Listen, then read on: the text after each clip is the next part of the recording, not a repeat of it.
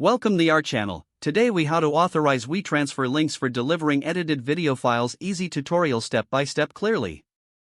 To authorize WeTransfer links for delivering edited video files, start by opening the WeTransfer website in your browser. Once on the home page, look for the option to send files. Click on Upload and select the edited video files you wish to share. Next, enter the recipient's email address in the designated field. In the message box, you can add any information or notes for the recipient. Now, you need to set the link expiration time. Choose a duration that works best for you, whether that's 1 week or more.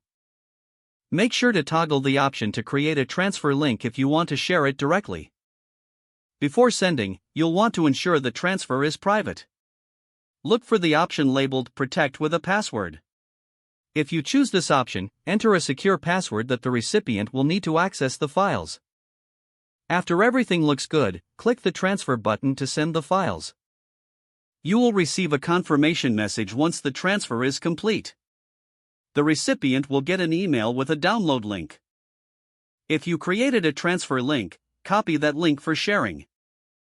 Remember to share the password separately if you chose to protect your files. That's how easy it is to authorize WeTransfer links for delivering your edited video files. Now you can feel confident sharing your projects with clients or collaborators.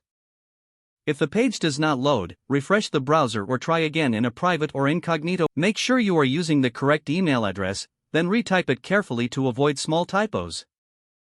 If your password is not accepted, use the reset option and create a new strong password you can remember. Check your spam folder for verification or security emails, then complete any requested confirmation steps. Enable two-factor authentication if available to improve account security and reduce unauthorized access risk. After signing in, review your profile details so your contact information and settings are accurate and current. If you see an error message, note it down and try again after restarting your device and internet connection. Log out when you finish, especially on shared devices, to keep your account and payment information secure. If the page does not load, refresh the browser or try again in a private or incognito window. Make sure you are using the correct email address, then retype it carefully to avoid small typos.